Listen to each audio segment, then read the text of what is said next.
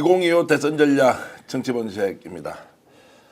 먼저 오늘 출연하신 두 분 소개해드리겠습니다. 저와 함께 진행을 하고 있는 이지연 변호사 오셨습니다. 어서 오세요. 안녕하세요. 이지연입니다. 자, 오늘 색다른 시각으로 여러분들 분석해 드릴 텐데요. 어서 오십시오. 최재형 목사님이십니다. 어서 오십시오. 요즘 마음은 좀 편하십니까? 윤석열 파면시키고 나서. 아무래도 좀 홀가분한 것도 있고, 예. 그래도 1차 큰 짐은 덜었다 생각해서 편합니다. 그런데 지금 한덕수 그리고 최상목에 대한 탄핵이 좀 뭔가 석연치 않은 이유 때문에 계속 미뤄지고 있다. 여기에 대해서 걱정을 좀 하십니까? 아니면 정무적으로 민주당이 좀 그렇게 할 수도 있는 거 아니냐라고 양해를 하시는 편인가요? 그거는 뭐 민주당 내에서 그렇게 할 줄 몰라서 안 하는 게 아니라 예. 당내 내부의 어떤 지도부라든지 그런 싱크탱크들의 어떤 계획하에 그렇게 나가는 걸로 저는 인지하고 있습니다. 예. 자, 방송 시작하자마자 많은 분들이 지금 댓글 주고 계신데 여러분 고맙습니다. 이 시간에 정말로 대선 전략 정치본색 이렇게 봐주셔서 다시 한번 더 감사의 말씀을 드리고요. 레몬트리님께서는 난 스픽스 이제 알았어요. 너무 방송이 좋아요. 예, 방송용 멘트 이렇게 해주셔서 레몬트리님 고맙습니다. 데이비드 김님께서는 최 목사님께 얼마나 관심이 있는지 면도하셨네요. 이렇게 나옵니다. 면도를 하지 않았던 이유가 있었습니까? 혹시 또 하신 이유가 따로 예, 있는가요? 뭐 탄핵이 안 되고 헌재가 파면을 선고를 안 하는 거에 대한 그런 그 투쟁 의지, 예. 뭐 삭발하는 사람도 있지만 또 반대로 또 방치하는 것도 하나의 상징적인 의미라서 네. 예, 그래서 그렇게 했고 제가 집회에서 최 목사님을 몇 번 뵀었는데요. 정말 이 모습과는 완전히 다른 비닐을 쓰시고 예. 그다음에 수염을 기르시고 그러니까 정말 저항을 하는 그런 투사의 느낌이었습니다. 네. 그러니까 100가지의 얼굴을 가지고 있는 분인데 실제 우리 최 목사님은 통일 그리고 남북 문제에 대한 강의 그리고 이제 새로운 정부가 들었으면 어떻게 대한민국이 남북 문제를 풀어가야 하는 것인 동북아 평화 그리고 번영 안정을 위해서 어떻게 해야 하는지에 대한 그것이 원래 주 전공이십니다. 최 목사님은 목회 활동과 함께 그런 쪽으로 이제 전문 지식을 가지고 계속 활동을 해 오셨는데 갑자기 김건희 전문이 되셨죠. 김건희 그러다가. 전문이 되셨고 요즘은 저희들과 함께 취재를 열심히 하고 계신데 지금까지는 이제 윤석열 정부가 끝이 나고 새 정부 이재명 정부가 들었으면 최 목사님이 하실 일이 매우 많을 것이다 이런 말씀 좀 드리겠습니다. 목사님 출국금지 빨리 풀려서 댁에 다녀오세요라고 이렇게 글 주신 분도 계십니다. 자, 금팔찌님 목사님 건강하세요. 윤석열 탄핵시키는데 원초적인 역할을 하셨던 분이다 이렇게 주시고 계십니다. 최 목사님 응원합니다. 행복하세요. 자, 오늘 여러분 재밌는 내용 준비했는데요. 먼저 한 줄 뉴스 시작해 보겠습니다. 이지연 변호사. 네, 한 줄 뉴스 시작하겠습니다. 첫 번째 한 줄 뉴스입니다. 이재명 후보의 후원금 계좌가 열리자마자 하루 만에 29억 4천만 원을 모두 채웠습니다. 6만 3천 명이 참여를 했고 그중에서 99%가 10만 원 미만의 소액 후원이었습니다. 목사님, 어떤 의미를 가지고 있을까요? 아, 뭐 이재명 대세론에 대한 아주 확실한 증거다. 예. 더 이상 무슨 필요가 없지 않습니까? 예. 다른 후보들은 뭐 2억 9천만 원 하려고 그래도 아니 2, 3천만 원 하려고 그래도 이제 오래 걸리는데 이거 뭐 거의 정말 우리 깨시민들과 새로운 봉황의 시대를 여는 갈망하는 분들의 그 의지의 표현이다 이렇게 저는 봅니다. 네. 네, 이재명 대세. 2022년도에는 이제 모금을 했을 때 하루 만에 9억 원. 그리고 두 달이 걸렸어요. 네, 네. 60일 정도 채우는데. 걸렸는데 하루 만에 이제 저렇게 29억 3천만 원이 100% 다 모인 거죠. 네, 맞습니다. 심지어 2억 5천이 초과 입금이 돼가지고요. 예. 이걸 돌려주는 일도 있었다고 합니다. 저도 후원했습니다. 네. 제가 후원 얼마 했는지 말씀 궁금하네요. 혹시 퀴즈로 드려도 됩니까? 10만 원 미만입니까? 이상입니까? 저는 일자만 계속 1, 1, 1, 1, 1. 그러니까 이제 저는 11만 1,111원을 넣었습니다. 어떤 특별한 의미가 있으신가요? 무조건 1등. 1등 해야 되고 무조건 1번 1등. 해야 되고. 그럼 7번입니까? 6번입니까? 아, 6번이죠. 7번을. 이왕이면 7번을 하셔야지. 근데 대다수는 이제 네. 하여튼 저는 이제 의미를 좀 담아서 후원하기 위해서 일자를 1111 이렇게 써서 정말 1등 대한민국, 1등 후보, 1등 대통령 그리고 1등 국민 뭐 이런 어차피 생각을 숫자에 의미를 부여하는 상징적인 행위라면 예. 6번을 말고 7번을 하셨어야 8번 어때요? 8번. 예. 네. 어쨌든 이제 그렇게 해서 저도 이재명 대통령이 정말로 더 좋은 대한민국, 1등 대한민국을 만들어야 한다라는 생각을 너무너무 열망하고 있습니다. 두 번째는요? 네, 두 번째는 어제는 세월호 11주기였는데요. 민주당 대선 후보 3명은 모두 세월호 기억식에 참석한 반면 한덕수 권한대행 및 다른 대선 후보는 아무도 참석하지 않았습니다. 이들은 왜 불참했을까요? 면목이 없었던 거죠. 그때 당시 집권당이었기도 했었고 네. 또 직간접적으로 또 거기에 또 연관이 된 그런 또 당 조직도 있었을 것이고 심지어는 이번에 새로 나온 세월호 영화 다큐 영화 제로섬이라는 제로섬. 영화를 보니까 네. 윤석열 사단도 세월호 사건에 그 개입이 된 그 얘기가 나오더라고요. 뭐 수사 과정에서 맞습니다. 대윤 소윤이 네. 개입돼 가지고 이 세월호 수사를 흐름을 바꿨죠. 바꿔놓고 네. 했던 거기 때문에 이들이 참석하면은 세월호 유가족들이나 시민들이 오히려 더 불쾌하게 여기지 않았을까라고 본인들도 짐작했겠죠. 네. 네. 국힘의 수준이 그렇습니다. 자, 넘어가겠습니다. 네, 세 번째. 국힘에서 윤석열 손절론이 고개를 들고 있습니다. 대선 최대 악재는 윤석열이라는 건데요. 김재섭 의원은 대통령과 결별하지 않고 국힘이 선거에서 승리할 방법은 없다라고 얘기를 했고 유정복 후보도 이제 윤석열을 잊자라고 주장을 했습니다. 국힘 과연 윤석열과 손절할 수 있을까요? 제가 볼 때는 그렇게 맺고 끊는 것이 확실한 정당은 아니기 때문에 일부는 끝까지 또 윤석열과 연대를 하고 또 공조를 하고 또 빨아대는 그런 표현이라고 하면 좀 저속하지만 그런 또 부류가 있는 반면에 또 김재섭 의원이나 이제 깨어있는 의원들은 계속 손절론을 주장하겠죠. 그러나 결론은 윤석열과 함께 가면 국힘당은 대선이고 총선이고 지방선거고 쫄딱 망한다라고 하는 인식은 스스로 할 겁니다. 네. 손절 안 될 텐데 네. 뭐 그렇게 가다가는 쫄딱 망할 것이다. 네. 예. 네, 마지막입니다. 헌재에서는 한덕수의 헌법재판관 기습 지명에 철퇴를 내렸습니다.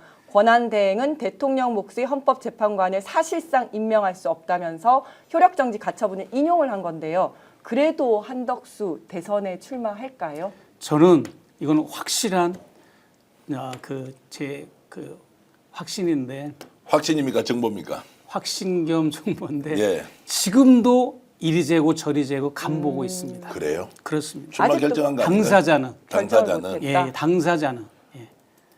자, 그래서 네. 당사자는 결정 못했다. 언제쯤 결정합니까? 그거는 이제 아마 일주일이 고비가 아닐까 그렇게 생각해요. 네. 한덕수 출마하십시오. 그러고 나서 제대로 우리 경합을 한번 벌여보겠습니다. 경쟁 한번 해보죠. 링 위에 올라서 얼마나 견뎌낼 수 있는지 저희들도 철두철미하게 검증할 수 있는 준비하고 있다 말씀드리겠습니다. 자, 김동그리님, 해해님, 그리고 세라님께서는 저와 남편 소액으로 후원했습니다. 너무 잘 하셨습니다. 어제 6만 몇천 분이 하셨고 또 이재명 후보에 대해서 후원을 하지 않더라도 마음으로는 정말로 기쁘게 이재명 선전을 다 기원하실 텐데요. 랄라라님께서도 소액으로 후원했습니다. 이렇게 말씀 주셨는데 진심으로 감사히 말씀드립니다. 이재명 후보가 얘기했듯이 정말로 국민 여러분들의 이런 소중한 정성이 모여서 더 좋은 대한민국을 만들겠다. 이번에도 국민들에게 신세지는데 좋은 정치로 보답하겠다는 말 기억하셔도 좋습니다. 확신하고 이재명 더 좋은 대한민국 만들 수 있다라는 말씀을 한 번 더 드리겠습니다. 자, 오늘 대선 전략 정치 본색 본격적으로 준비한 내용 들어갈 텐데요. 표현을 이렇게 했습니다. 똥바가지 덮어선 한덕수 헌재 가처분 인용과 관련해서 이제 후폭풍이 생각보다 거셉니다. 네. 자, 어제 가처분 결정에 대해서 어떻게 보셨습니까? 뭐 그렇게 대통령실 공보실에서 지명을 했다고 발표를 했음에도 불구하고 자신들은 지명한 게 아니라 발표만 했다. 그렇게 궤변을 늘어놓고, 궤변이 아니라 거짓이죠. 이거는 국민을 우롱할 뿐만 아니라 헌재도 우롱하고, 결국은 그들이 노린 거는 그런 발표를 했다고 하는 것으로 인해서 기각을 유도하고 기각이 목적이었거든요. 그렇기 때문에 한덕수는 정말 용서할 수 없는 그런 대행이다. 왜냐하면 국민들이 이거를 좀 그때그때 사안별로 분노도 표출하고 지탄과 회초리를 때려야 되는데, 너무나 이제 그런 게 쌓이다 보니까 너무나 거짓말이 많고 너무나 이 궤변이 많고 진실과 거짓을 이렇게 뒤죽박죽 섞다 보니까 국민들은 이제 좀 포기한 상태가 아닌가.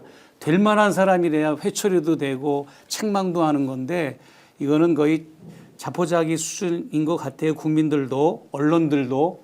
그러나 한덕수의 이런 헌재나 헌법의 가치를 훼손한 이런 행위는 역사가 길이길이, 이거는 헌재는 하루에도 업무가 수십 가지가 넘습니다. 사실 우리가 뭐 이제 탄핵 파면, 요 윤석열 파면에만 우리가 포커스를 맞춰서 그런데 하루에도 업무가 많은데, 이 한덕수가 이번에 헌재 그 요청했던 그 올렸던 그 사건은, 그래서 이번에 인용된 사건은 헌재 역사상 길이길이 남을지 않을까, 수치의 역사로. 네.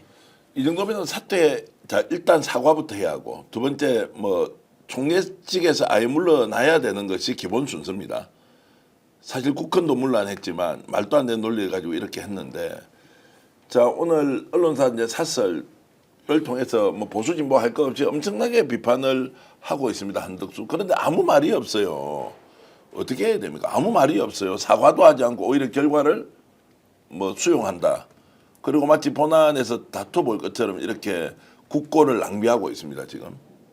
원래 일단 그분의 성품이나 인성, 가치관, 혹은 총리로서 공직자로서의 이 갖춰야 될 소양이 너무나도 이제 부족하고, 그 다음에 이제 부인되는 최하영 여사, 그리고 또 김건희 여사, 이런 연대가 있는 상황에서 아마 그 의도대로 지금 어떤 행동을 하는 것이다. 그런 걸로 저는 보입니다. 무슨 말이냐면, 우리가 알다시피 이제 최하영, 김건희 여사가 공조하는 거는 분명합니다. 분명하고 정황 증거도 있고 이미 뭐 봤다, 뭐 제보가 들어왔다, 여러 말들이 있는데 확실하게 만난 거 사실이고, 그러면 왜 그렇게 됐느냐? 이제 다음 이제 한덕수가 만약에 이 대통령에 출마해서 당선이 됐다고, 될 리는 없지만 가정하면 이제 윤석열, 김건희의 거취를 가장 돌봐주고 가장 자기들 뜻대로 해줄 수 있는 사람이 한덕수라고 하는 거에 이제 윤석열 부부가 일치를 했고, 거기에 이제 최하영, 한덕수 부부도 아마 동의를 해서 지금도 윤석열이가 파면된 이후에도 저렇게 윤석열 편을 드는 이 한덕수 총리는 정말 대책이 않습니다. 예. 아니 저는 정말 이 본인이 이제 지명을 하지 않았습니까? 다시 또 지명이 아니라 발표라고 이렇게 또 이상하게 바꿔서 얘기하긴 했는데, 어쨌든 지명이든 발표든 철회하고 사과하고 당연히 사퇴해야 된다고 생각합니다. 모든 헌법학자가 대통령과 권한대행은 다르고, 권한대행은 헌법재판관 임명할 수 없다라고 이야기를 했는데, 갑자기 기습적으로 이렇게 한 의도가 너무나 분명하잖아요. 윤석열의 친구이자 내란 세력을 헌법재판소에다 알박기를 해놓고 그거를 계기로 해서 자기는 극우들로부터 지지를 받아서 대통령 한번 출마해보려는 의도가 분명히 있었던 거 아닙니까? 너무나 속이 보였어요. 그렇죠. 네, 맞습니다. 아닌 것처럼 고민하는 것처럼 하지만 사실 흑심이, 대권 도전에 대한 흑심이 분명히 있습니다. 그 안에는. 네. 자 그래, 나오느라 심판해 줄게.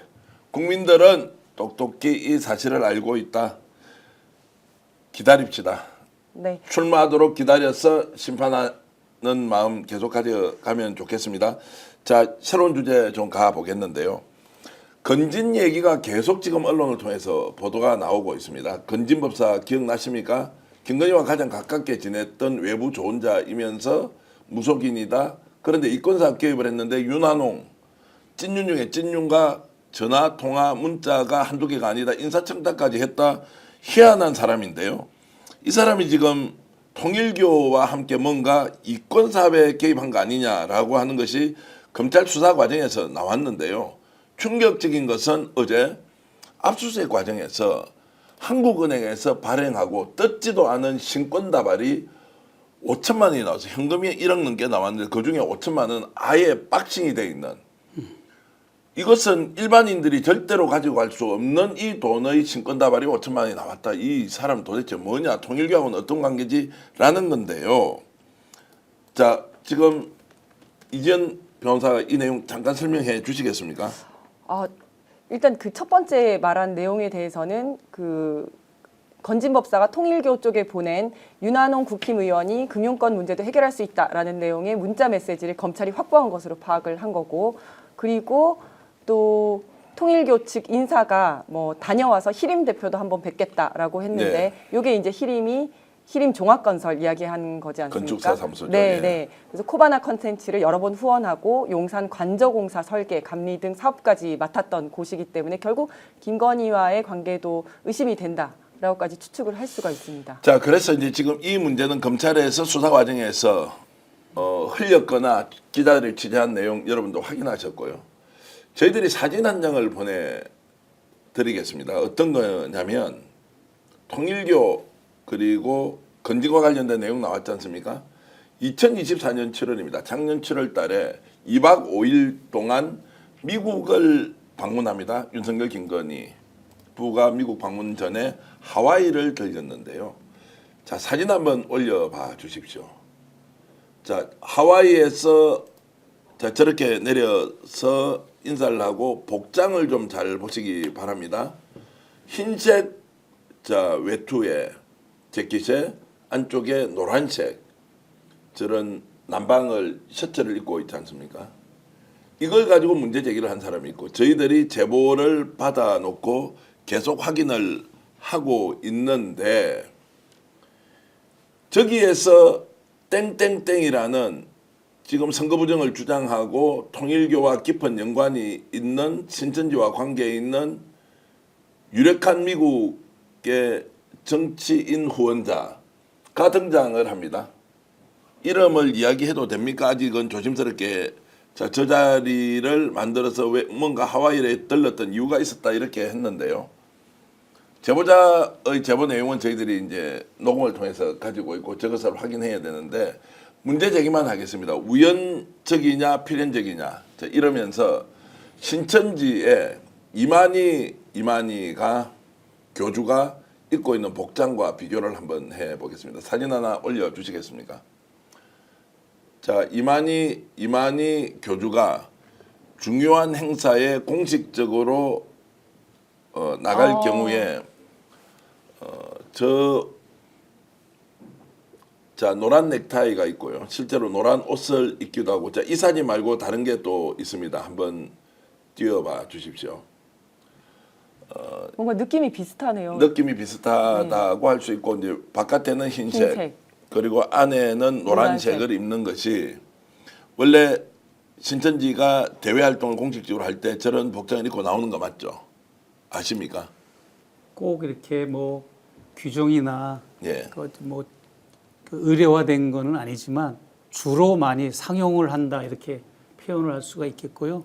저거 말고도 예전에 고양이 뉴스 원재은 PD가 김건희 씨의 복장과 그 주변 인물들의 복장을 이렇게 따로 취재해서 보도한 바에 의하면 초록색과 관련된 의상도 또 이렇게 신천지하고 맞췄다 이런 또 보도 내용도 있어요. 있기 네. 때문에 전혀 무관하지는 않으리라고는 봅니다. 네. 자, 저는 이제 하나하나의 내용이 지금 단순히 선호도, 취향 이런 것들을 좀 뛰어넘어서 뭔가 긴밀하게 내통한 흔적이 있다. 건진과 통일교 그 사이에 윤한홍이 있고 어떤 식으로든 김건희와 연결되지 않았겠느냐라는 의혹 제기를 이제 하고 있는데, 자, 김건희의 관여설과 관련해서 조심스럽긴 하지만 실제로 통일교 또는 신천지와 연관성이 있다라고 하는 주장, 이런 부분은 어느 정도의 신빙성이 있다고 보십니까? 근데 이제 이런 건 있습니다. 김건희, 윤석열을 제쳐놓고 통일교라고 하는 거대한 이 신흥 종교, 그리고 신천지라고 하는 거대한 신흥 종교, 이 양대 세력은 본인들의 세 확장이나 자기들의 종교적 이상을 추구하고 포교를 하기 위한 큰 목적 아래 정치에 깊이 관여하고 또 정치인들에게 혹은 최고 그 국정 지도자에게 뭔가 접근을 한다거나 영향력을 행사하고 후원을 하고 선거 때마다 보이지 않는 손으로 작동하는 사례들은 예전부터 있어 왔습니다. 예전부터 있어 왔고, 아까 그 건진법사 얘기도 했지만 건진법사가 이번에 들통이 난 게 대선 기간에도 건진법사가 통일교의 만남을 윤석열 부부가 통일교 측이라고 하는 것은 한학자 여사뿐이 없습니다. 지금 문선명 총재는 사망했기 때문에 한학자 총재와 통일교 인사들을 이제 만남을 주선해 주는 역할을 했다고 하는 게 이제 정황이 드러난 겁니다. 그리고 네. 신천지 같은 경우에는 지금도 뭐 그렇지만 과거 한나라당 시절에도 한나라당 당직자들, 거기 많은 그 또 여러 이런 요직에 있는 사람들이 신천지 신도들이라는 것이 이미 정황뿐만 아니라 증거로 또 다 드러났고 명단까지 나왔지 않습니까? 그리고 이번에 뭐 조국 신당에서 민주당 측에 제안했던 그 하나의 제도 있었지 않습니까? 그거라든지 또 이런 국힘당이 뭘 하는 거에 있어서 이 사람들이 당원으로 들어와 가지고 역선택이라는 거, 이재명을 이렇게 죽이고 이재명을 제외시키기 위한 역선택을 하는 세력들로 지금 작동하려고 하는 흉계들이 많이 있습니다. 지금. 네, 예. 그렇기 때문에 그냥 그런 넓은 그림으로 보되 특별히 이제 윤석열, 김건희와 통일교의 접점, 그리고 신천지와의 접점은 워낙 이제 이들이 치밀하게 그렇게 비밀스러운 그런 조직으로 서로 이제 교류를 하기 때문에 웬만해서는 정황 증거를 포착하기는 힘듭니다. 네. 힘들지만 지금도 제가 제보도 받고 직접 취재하면서 드러난 것도 있고, 제가 스카이데일리에 엄청 고통당했잖아요. 스카이데일리 종이신문에도 일면 탑으로도 최지영 목사 뭐 저 사전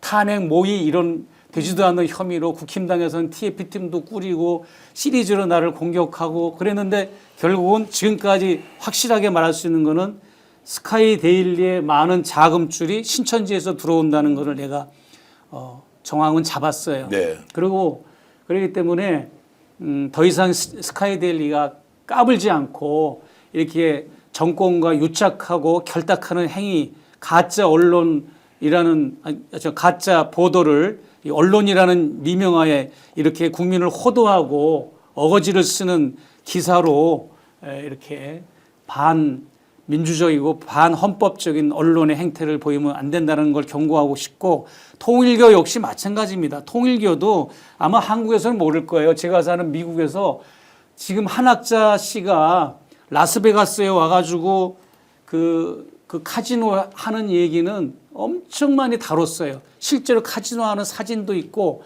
카지노 했을 때 돈을 따면은 그거를 현금화하기 때문에 그 카지노 그 있잖아요. 그거 칩. 예, 칩을 가지고 현금화하기 때문에 영수증을 받아야 되는데, 그 현금화할 때 받은 영수증, 함께 있었던 목사가 폭로한 거, 통일교 목사가 폭로한 거, 그런 정황들이 엄청 많아요. 지난번에는 뭐 어마어마한 액수를 잃었어요. 그 한학자 씨가. 네. 이런 게 썬데이 저널에서도 보도가 됐고, 그런 이제 상황이고, 또 문선명 총재도 자기의 그 설교집에 문선명 선생 말씀 전집이라고 하는 거기에는 노골적으로 나와 있어요. 내가 카지노에서 28만 달러를 땄다. 네. 이런 얘기가 문선명 말씀 선집 325권 95페이지에 적혀 있습니다. 그러니까 문선명 총재와 그의 부인 한학자 씨는 카지노를 하는 거를 신도들 앞에서도 그냥 노골적으로 얘기를 해요. 이게 다 무슨 돈입니까? 신도들의 피땀 흘린 헌금이고 재산의 그 결과물인데 이런 사람들은 이런 데 쓰고 정치적 야욕과 이 정치에 어떤 영향을 미치려고 이렇게 정권 집권자들에게 또 이렇게 서로 연결을 해가지고 뭔가 영향을 미치고 후원을 하고 이런 정황들이 그동안 많이 있었던 거죠. 네. 근데 이제 말씀하신 것처럼 신천지든 통일교든 여러 종교 단체에서는 유력한 정치인들한테 접근해서 어떤 이익을 얻으려는 시도를 많이 할 것 같아요. 하지만 정치인들은 굉장히 조심스러우니까 여기 거리를 두려고 하지 않습니까? 그런데 왜 김건희, 윤석열은 그런 거리를 둘 생각 전혀 하지 않고 오히려 그걸 굉장히 이용을 하고 가깝게 두려고 하잖아요. 참 그 사람들은 그러니까 윤석열, 김건희는 넓은 그림으로 멀리 깊게 모든 사안을 생각하고 일을 계획하고 추진하는 게 아니라 근시안적이고 지금 당장의 이익 조금 있으면 뻔히 들킬 건데 드러날 건데도 그냥 그렇게 지금까지 해왔어요. 그렇기 때문에 뭐 그런 거는 워낙 식견이 짧은 사람들이니까 그러려니 해야지 못하겠습니까? 예. 자, 이제 큰 게 터진다라는 생각을 저는 하고 있고요. 실제로 증거가 이제 나와서 뭔가 터질 것 같다는 이런 예측은 충분히 가능한 거 아닙니까? 지금 많은 언론이 저희도 마찬가지지만 취재하고 있고 증거를 하나하나 확보하다 보면 그 비정상적인 종교 집단 단체와 연계가 돼 있고 그 과정에서 뭔가 권력형 비리 같은 것을 벌였을 수도 있다. 공모했을 수도 있다. 이제 이런 것 결국 터져 나오겠죠. 터져 나오고 워낙 제가 볼 때는 지자체와 신천지의 유착 혹은 그 연대가 좀 심각한 걸로 일부 드러난 게 있었고요. 그 예를 들어서 신천지 산하의 단체들이 많아요. 엄청 많습니다. 뭐 스포츠계 침투하는 단체, 연예계, 학계, 종교계. 거기도 뭐 종교지만 종교계를 또 뭐 스님들, 목사님들 뭐 이런 분들 포섭하는 그런 게 있고 또 역사 연구 모임, 또 언론 너무 방대한데 예를 들어서 IWP 이런 또 이니셜을 쓰는 또 단체가 있어요. 또 봉사 단체들이 많고 네. 그런데 신천지라고 하는 이름을 버젓이 들어간 거를 거대한 지자체가 그 봉사 단체로 이제 지원을 해주는 사례가 올해도 있었고 작년에도 있었고 재작년에도 있었습니다. 작년에 한 건, 재작년에 한 건, 올해는 5건. 그래서 이것도 곧 아마 이제 상황을 봐서 곧 이제 모두 폭로가 될 걸로 저는 이제 확신하고 있습니다. 알겠습니다. 지금 속보가 하나 들어왔습니다. 여론조사 결과인데요. MBS 여론조사에서 다자구조로 여론조사를 했군요. 이재명 39%, 홍준표, 김문수 8%. 자, 이렇게 나왔고, 그리고 한동훈은 6%를 기록했다. 두 가지 의미가 있는 것 같습니다. 한덕수 출마 반대에 대한 여론이 66%다. 이게 이제 의도가 있는 것인지 아니면 의도가 없지만 일반적인 국민적 질문에 답변을 한 것인지 한덕수 출마 반대가 66%고 또 하나 중요한 것은 홍준표와 김문수 지지율이 거의 비슷하게 나왔다. 이게 어떤 의미인지 아마 오늘 오후에는 자, 국힘 내부 경선 과정에서 홍준표가 김문수를 앞서거나 아니면 초박빙 상태다라는 기사가 계속 흘러나올 것 같은데요. 자, 이게 민심이 이렇게 흘러가고 있다. 그 국힘 내부 당원들의 민심이 이런 것이다. 아니면 뭔가 지금 한덕수를 좀 죽여놓고 김문수 대신 홍준표를 띄우자 이런 의도가 좀 들어간 것이냐. 어떻게 좀 해석하면 좋겠습니까? 먼저. 저는 예. 일단 한덕수 출마 반대가 66%가 나왔다는데 오늘 발표됐으면 어제 전에 이거를 하지 않았겠습니까? 예, 예. 그러면 헌재에서의 효력정지 인용, 가처분 인용이 되기 전에 전에 이제 조사를 했겠죠. 됐겠죠. 예. 그러면 이 인용된 것이 나온 이후에는 저 반대는 아마 더 높아질 것이다. 더 높아진다. 네. 그러면 이제 한덕수 출마 못할 수도 있다 이렇게 못할 생각- 수도 있을 것 같습니다. 못할 수도 있다. 제가 볼 때는 예.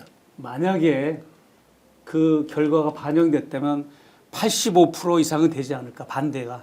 자 그렇게 어저께 보고 그러면은 가처분 인용되면서 한덕수가 이제 그게 반영된 게 헌재로부터- 아니거든요. 네, 아니죠, 그렇죠. 아니죠. 네. 그래서 한덕수 출마 반대의 여론이 엄청 높아질 것이다라고 보면 윤석열, 김건희가 한덕수 출마의 배후에 있다 이렇게 얘기가 나오고 있는데 오히려 한덕수가 겁먹고 못 나올 수도 있다 이렇게 지금 예상을 하십니까? 거기도 듣는 귀가 있고 아무래도 참모들이 있는데 프로테지가 저렇게 나왔는데도 객기를 부려서 뭐 출마하겠다고 고집 부릴 리는 없지 않겠습니까? 자, 저게 이제 여론조사 내용을 보면 자 자세하게 질문지가 나오거나 또 분석이 없기 때문에 저희 내피셜로 좀 말씀을 드리겠습니다. 다자구도에서 일반 국민들을 상대로 여론조사를 했을 거예요. 당 내부에 있는 당원들이나 국힘을 지지하는 성향의 인물은 아닐 테고 결국 일반 국민들을 상대로 했을 때 한덕수 출마 반대가 저렇게 이제 높은데 국힘 당원들을 상대로 여론조사를 했거나 국힘 지지자들을 조사하면 또 저런 결과가 아닐 것 같은데 한덕수 출마 반대에 대한 여론이 저렇게 높은 것은 실제로 한덕수를 아예 출마를 못하도록 만들 수도 있다.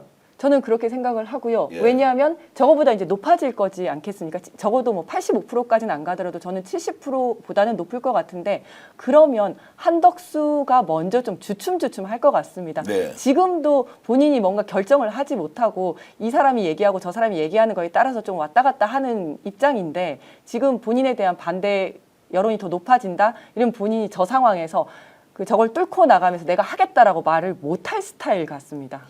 홍준표, 김문수의 지금 내부 경합은 어떻게 보십니까? 김문수가 월등히 앞선 결과가 어제까지 나왔거든요. 네. 그 홍준표는 좀 처져 있는데 지금 저 조사로 보면 홍준표에 대한 지지율이 좀 높다라고 하는 것은 당내 경선에서 홍준표가 이길 수도 있다 이렇게 보시나요?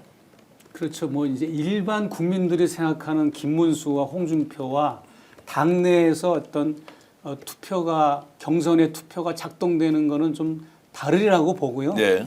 그러나 이제 홍준표 씨는 굉장히 그 확신을 가지고 있는 것 같고 김문수 씨는 더 확신을 가지고 있는 것 같아요. 네. 그래서 아마 볼만한 그런 경선일 것 같습니다. 저도 이제 여론조사 추세가 중요하지 않습니까? 이제 김문수는 1위에서 점점 내려가고 있는 것 같고 홍준표는 밑에서 올라가고 있는 상황인 것 같아요. 그래서 지금 이제 딱 마주쳤는데 홍준표는 사실은 명태균 이슈가 있는데 명태균 이슈가 최근에 몇 개가 터졌는데도 불구하고 또 명태균 씨가 직접 또 여기에 거론을 안 해서 그런지 홍준표는 지금 올라가고 있는 추세다.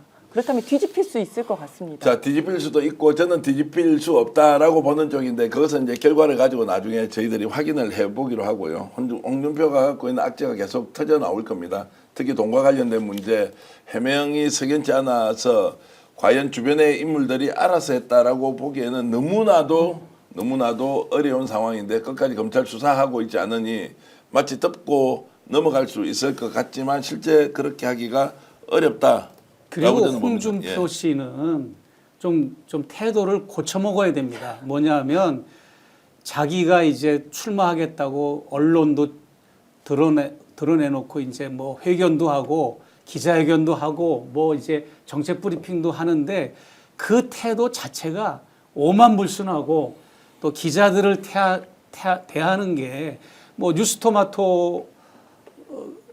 뉴스타파 기자가 질문을 하니까 거기하고는 안 해 그러고 기자회견장을 박차고 나간다든지 그리고 말하는 그 언어를 사용하는 걸 보면 이 사람은 그냥 대구시장도 아까울 정도의 자질입니다. 네. 대통령은 고사하고 이런 자가 대통령 출마하겠다고 저렇게 그 칼춤을 추고 있고 김문수라는 사람도 사실 지금 또 정가 또 몇 번이라는 게 또 드러났잖아요. 드러나가지고 뭐 폭행한 사건, 국회의사당에 또 그런 난입했던 사건 여러 가지가 또 그게 또 문제시되고 있고 자질 면에서도 김문수도 마찬가지입니다. 김문수도 그 진보는 진보대로 망쳐놓은 사람이고 보수는 보수대로 이 사람은 그 가치를 망쳐놓은 사람이고 중도는 중도대로 그렇기 때문에 이 사람은 자기 성향의 코드 주파수도 어디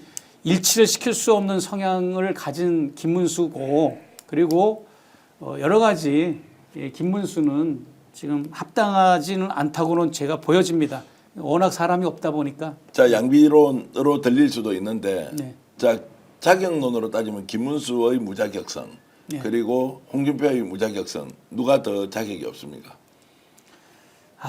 홍준표가 더 자격은 없죠. 사실. 홍준표 더 자격이 그래도 둘을 하나 고른다면 그래도 김문수가 조금은 더 낫다. 아니 그러니까 뭐 도토리 키재기고 둘 다 막상막한데 최악인데 조금 이제 김문수한테 좀 그래도 점수를 주겠지만 김문수에게 치명적인 거는 역사 인식이나 또 역사에 대한 올바른 이해도가 국가의 지도자가 되고 대통령이 되려는 사람은 역사학도 역사학자의 그 식견까지는 아니더라도 기초적인 이 역사관은 가지고 있어야 되는데 그게 전무하고 예. 자, 그럼에도 불구하고 뭐 김문수는 갑자기 이제 떠서 안정적으로 25%까지 올라갔다가 지금은 이제 처지는 건데 제가 이제 궁금한 것은 홍준표 전 대구시장이 네.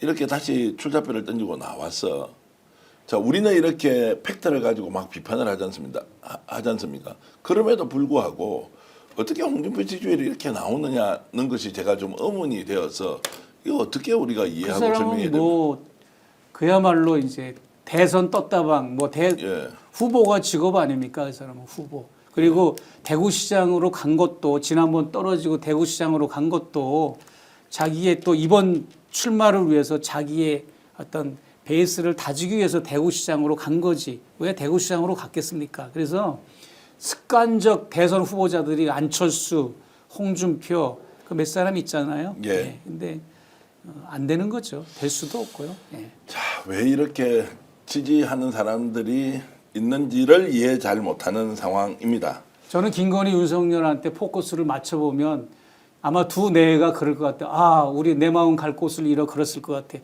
자기들이 지금 구속되고 이런 상황에서 이제 앞으로 내란죄 때문에 그러면은 조금이라도 자기들한테 이익이 될 만한 후보자가 국힘에서 나와야 되는데 지금 뭐 홍준표도 그렇고 오세훈은 안 한다고 그러고 될 만한 놈들은 자기하고 적수가 될 것 같고 뭐 저 한동훈은 적수가 될 것 같고 유일하게 저 한덕수만이 좀 자기들한테 유리한 그런 구속 이후에 유리한 그런 후보인데 한덕수가 지금 이제 간을 보고 이리 재고 저리 재고 하겠지만 아마 윤석열 김건희가 노골적이면서 적극적으로 한덕수한테 바람잡이를 하고 푸시를 하고 아마 이렇게 등 떠밀 것 같다는 생각을 해요. 현재 상황을 종합적으로 봤을 때, 네. 자, 누군가 후보가 되어서 원팀이 된다는 전제를 깔더라도 이재명 후보하고 경합이 가능합니까? 엄청난 표 차이가 날 것이다. 이 부분은 어떻게 보십니까? 다시 한번 내부적으로 국힘에서 원팀을 만들고 어떤 후보가 되든 윤석열도 돕고 떨어진 경선 후보도 돕고 다 돕자라고 해서 한 사람이 됐습니다. 그러면은 이번 대선 구도에서 경합이 될 수 있느냐고요.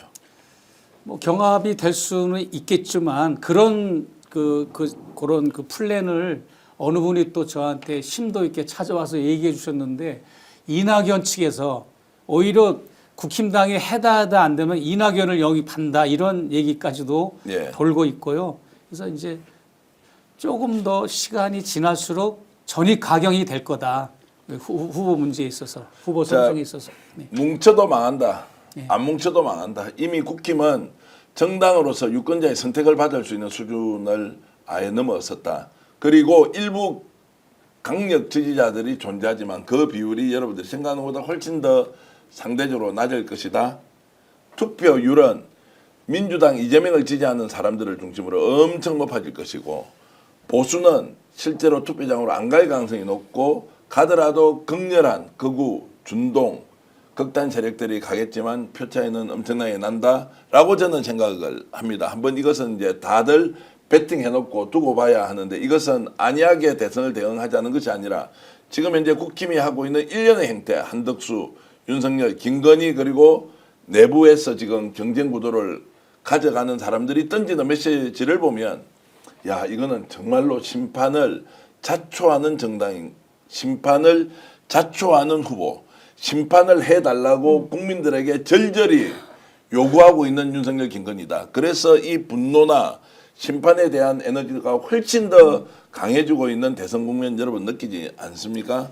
그리고 우리 구독자 여러분들도 저와 공감하는 내용이겠지만 지금의 국힘당은 여당이 아닙니다, 이제. 네. 여당이 아니고 지금 오늘까지의 행태를 보면 국힘당이 내란죄에 대한 정중한 대국민 사과, 계엄을 그동안 옹호했던 거에 대한 엄중하고 진정성 있는 사과를 하지 않으면 네.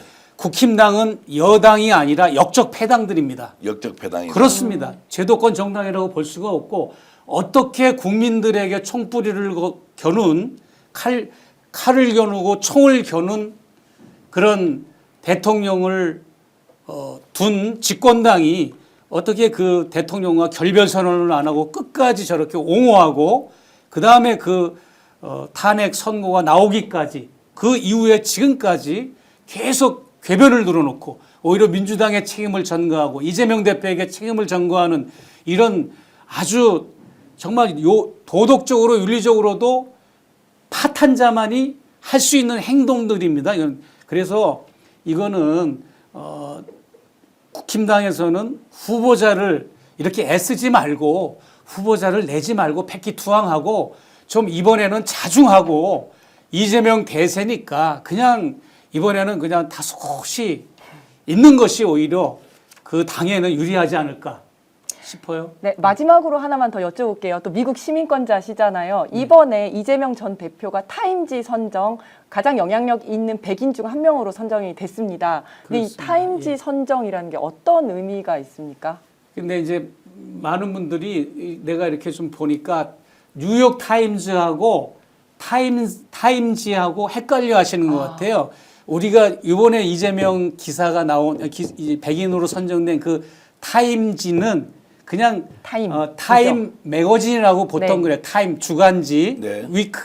위클리 매거진이에요. 그리고 우리가 아는 뉴욕 타임즈는 일간지 그냥 문이죠. 일간지로서 그러니까 이제 더 타임이라고도 이렇게 얘기하는 그런 건데 여기에서는 그 한국의 전직 대통령들은 안타깝지만 이명박 박근혜도 다뤄줬어요. 네. 선정할 때. 그리고 최초로 우리나라 국가 원수를 다뤄준 게 이승만도 다뤄줬었어요. 그때 상황에서 칼라판으로 이승만 얼굴이 게재되고 뭐 이러고 이번에도 뭐 이제 뭐 어떤 가수도 우리나라 여성 가수도 그 블랙핑크 로제. 예. 네.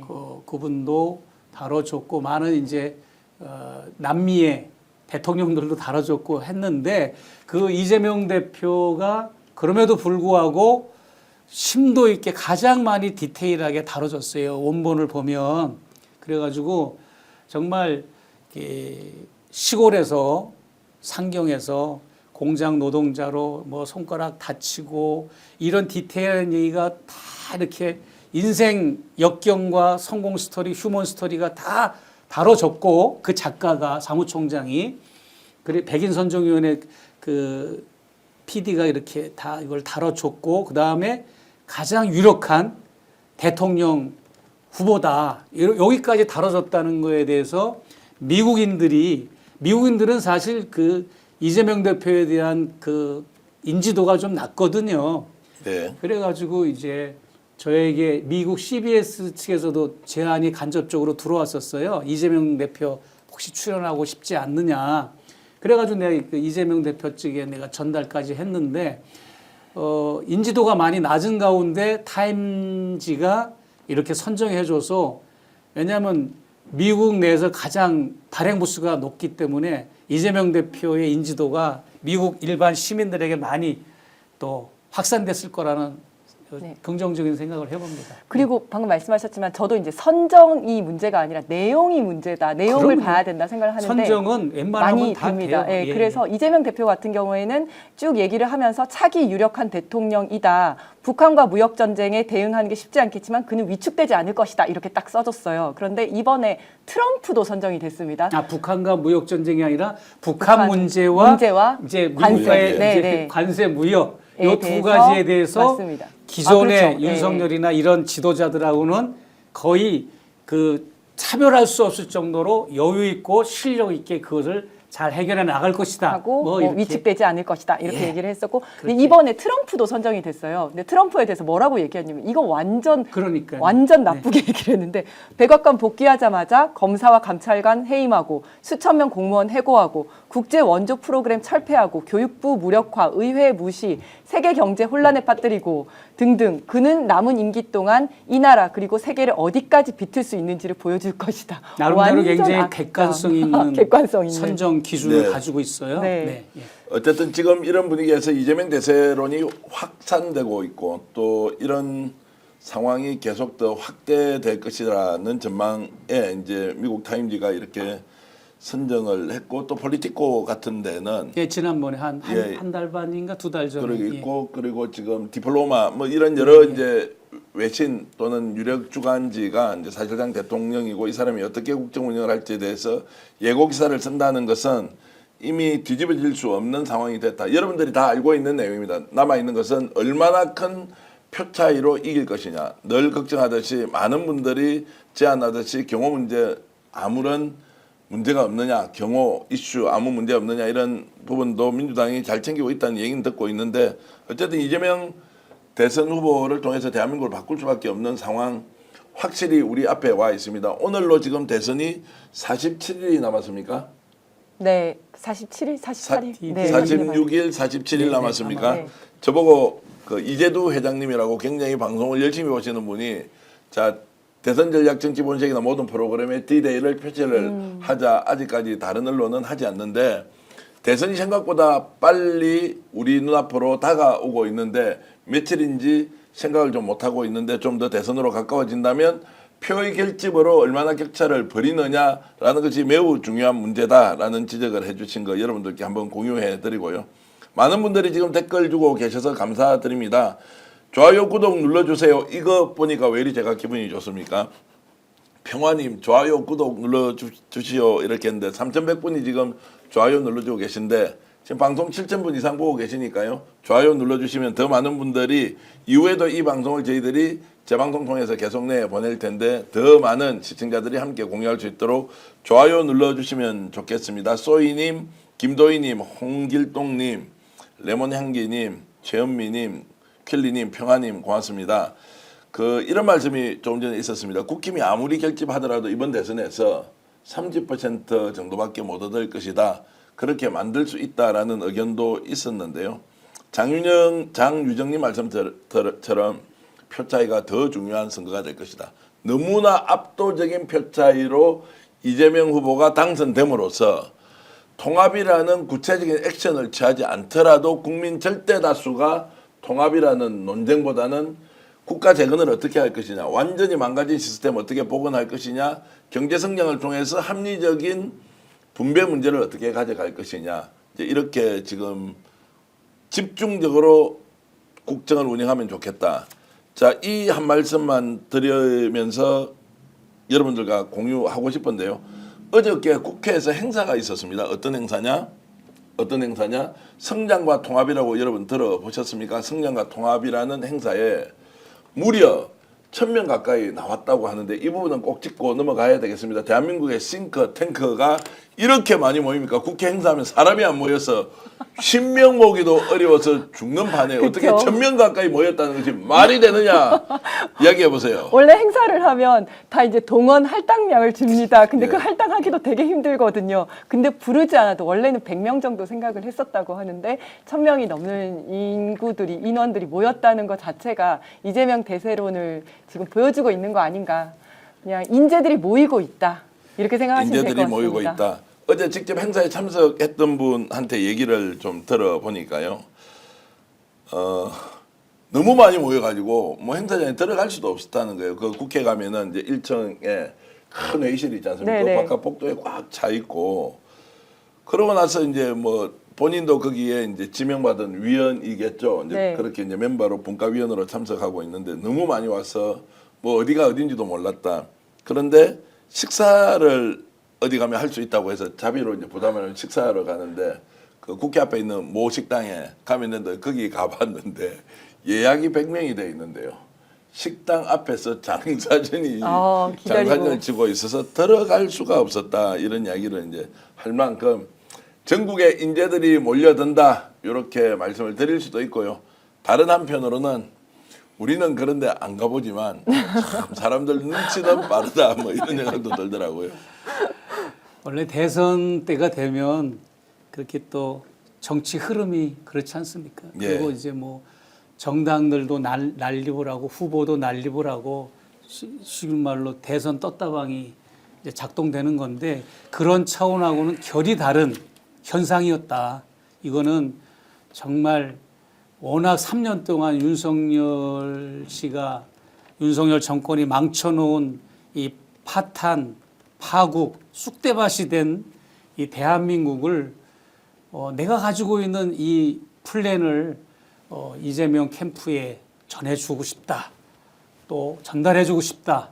아니면 적용하고 싶다라고 갈망하는 전국의 젊은 남녀노유 그 싱크탱크 그 요원들이 다 직결한 것 같아요. 저도 아는 사람들이 밥 먹자고 거기 참석하고 아까 말씀한 대로 밥을 못 먹겠다고 저하고 밥 먹자고 오신 분들이 여기저기서 많이 계셨어요. 그래서 밥도 같이 먹고 그랬어요. 네. 자, 전국의 인재들이 몰려든다는 것은 매우 좋은 일이죠. 그런데 제가 또 우스개로 하나 말씀드리겠습니다. 이재명 후보를 만나기가 하늘의 별 따기가 아니라 아예 못 만납니다. 그 정도로 이제 빡빡한 일정으로 지금 기계적으로 활동을 하고 있는데요. 그런 상황들이 결국에는 대한민국을 좀 더 좋은 나라로 만드는 에너지 동력으로 그래서 전국의 천하의 인재들이 다 모여서 저렇게 활동하시고 국회뿐만이 아니라 지역 단위 행사도 굉장히 많으니까 시청자 여러분 관심 있게 참여해 보시고요. 그리고 박수 치면서 마지막에 어떻게 해야 됩니까? 이제는 언니, 오빠, 친구, 동생 다 연락해서 투표장으로 가서 맞습니다. 찍어야 합니다. 얼마나 표 차이를 많이 내느냐. 아마 이 열기는 지금 응축되어 있는 우리의 분노, 심판 반드시 드러나게 되어 있는 대선 과정이 될 거라고 생각을 합니다. 산타님께서는 아이고 댓글로 못 달았는데 최고의 방송 스픽서 감사합니다. 멘탈갑 최재형 목사님 건강한 모습 뵙게 되어서 너무 반갑습니다. 항상 힘내세요. 예, 산타님은 저희들이 동원한 분은 아닌데 하여튼 이렇게 극찬을 해주시니까 저희들이 약간 오버하겠습니다. 고맙습니다. 자 그리고 난나님이나 말금 154님, 골드님 이재명 압도적 승리로 국민들에게 보답해야 한다. 이런 마음 여러분들과 똑같습니다. 자 오늘 최재형 목사님과 함께한 대선 전략 정치 본색이었는데요. 제가 광고 말씀 좀 드리겠습니다. 현금으로 싹 다 현금으로 128만 원까지 최대 현금 지원하고 있는 인터넷 신규 가입 그리고 휴대폰 구입 정수기 렌탈 할 경우에 인터넷 비교원 여러분들 써주십시오. 인터넷 비교원 생각하고 계시다가요. 이제 귀에 이렇게 못이 박혔을 수도 있습니다. 인터넷 비교원 집에서 휴대폰 바꾸거나 정수기 바꾸거나 그리고 휴대폰 정수기 인터넷 신규 가입 이 세 가지 하실 때는 자 인터넷 비교원으로 전화하셔서 타사보다도 훨씬 더 많은 현금 지원 혜택 받으시고요. 그리고 혹시라도 타사가 더 많이 보상을 해준다 그러면 차액의 150%까지 추가 보상도 하고 있으니까 믿고 전화하셔서 인터넷 비교원에서 정수기 인터넷 그리고 휴대폰 교체할 때 꼭 전화해 주시면 고맙겠습니다. 1670-2571이고요. 제 앞으로 자막이 쭉 흘러가지만 저는 그걸 보지 않고 제가 알아서 설명하니까 약간 더듬수가 있더라도 진심은 인터넷 비교원이다. 함께할수록 더 큰 혜택 지인 추천할 때마다 최대 4만 원의 모바일 상품권을 최 목사님께도 드리겠습니다. 인터넷 비교원 여러분들 기억해 주시면 고맙겠고요. 2025 대선 전략 정치본색인데요. 최 목사님 한 말씀 부탁드릴까요? 그래서 저는 그 김성훈 경호차장 네. 한마디로 악질입니다. 지금 어저께 오전에 자기 거취 표명을 했잖아요. 근데 거짓 표명이라는 거는 그날 당일날 사퇴를 하는 사람에 한해서 거짓 표명을 하는 거지, 내가 언제 그만두겠다라고 이달 말까지 하겠다고 거짓 표명하는 사람은 없습니다. 거기에는 엄청난 흑막이 있는 거고, 그리고 그 회견이 마치자마자, 거짓 표명을 마치자마자 10시 좀 넘어서 경찰이 압수수색을 시도했잖아요. 어디를 했는가 하면 용산 대통령실, 그리고 용산 대통령실에 있는 경호처 사무실, 그리고 한남동 관저타운 안에 있는 경호처장의 공관, 이렇게 압수수색을 단행한 겁니다. 세 군데를. 그러면은 이게 다 윤석열과 김성훈 차장 이 두 사람에게 국한된 압수수색입니다. 그래서 이거를 어디를 그 압수수색하려고 하는가 내가 자세히 알아보니까 윤석열 씨가 근무하는 집무실 CCTV를 압수수색하는 거였어요. 그거를 막은 거고, 그리고 경호처 사무실에 있는 모든 그런 이제 서버라든지, 그 다음에 비아폰과 관련된 거, 이런 거, 그 다음에 이제 한남동 공간 안에 있는 경호처장의 관저, 그 공간이라고 그러죠. 거기를 이제 압수수색하는 건데, 이거를 이 김성훈이가 악을 쓰고 막은 겁니다. 벌떼처럼 또 달려 들어가지고. 그래서 경찰이 하다가 10시간 만에 대치 끝에 그냥 포기했는데, 그래도 서로 협상하는 게 뭐였는가 하면, 이제 우리가 자발적으로 알아서 서버 자료를 제출하겠다. 그리고 이제 이 압수수색을 우리가 받을 수 없는 거부 그 증을 발급하면서 자기들이 알아서 주겠다 그러는데, 알아서 주겠다 한 게 지금 몇 번째입니까? 알아서 줄 수가 없고요. 자기가 자기 살가죽을 베끼는 사람 맞습니까? 자기들 처벌받는 그런 건데 주겠냐고요. 말이 안 되고, 줘도 껍데기만 주고 불필요한 것만 주겠죠. 그렇기 때문에 빨리 경찰 그 당사자들은, 압수수색 당사자들은 다시 한번 또 압수수색을 시도하고, 검찰이 이것을 기각을 한다거나 이런 지난번 같이 그렇게 하지 말고, 검찰도 이제 상황이 이렇게 됐는데 본인들도 이제 여기 연루됐기 때문에 검찰도 같이 이렇게 하는 건데, 가장 중요한 그 원인이 어제 이상민 행안부 장관과 관련된 이상민 행안부 장관의 내란죄를 입증하기 위한 압수수색이었어요. 네. 어제 타이틀은. 네. 그렇기 때문에 이상민이가 여기 깊이 작동을 하고 있다라고 나는 봅니다. 이상민이 대통령실 직원들과 경호처와 유대를 해가지고, 연대를 해가지고 그 압수수색을 막은 건데요. 그렇게 할수록 호미로 막을 거 가래로 막으니까 빨리 항복하고 압수수색을 좀 순응했으면 좋겠다라고 하는 것 말씀드리고 싶어요. 자, 이 내용은 다시 한 번 더 우리 최재형 목사님 모시고 내부에 취재한 정보가 있는데 한 번 더 얘기 나누기를 하고, 내부에서 충돌이 일어나는데 경찰 절대로 물러서서는 안 된다. 그리고 반드시 국민들이 원하는 방향으로 압수수색 실시해서 어떤 증거 인멸이 있었는지, 실제로 내란 과정에서 우리가 알고 있지 못한 내용 하나하나를 경찰 특수본에서 밝혀주시길 바라겠습니다. 2025 대선전략 정치본색, 내일 더 좋은 내용 소식으로 여러분들과 함께 하겠습니다. 최재형 목사님 화이팅, 감사합니다. 감사합니다. 이지연 변호사도 더 화이팅해서 감사한 마음으로 시청자 여러분께 함께 인사드리겠습니다. 여러분 안녕히 계십시오. 고맙습니다. 감사합니다. 오늘 방송 어떠셨습니까? 마음에 들었다면 구독, 좋아요로 스픽스를 응원해 주십시오. 여러분들의 구독, 좋아요는 가장 큰 힘이 됩니다. 스픽스 구독, 좋아요.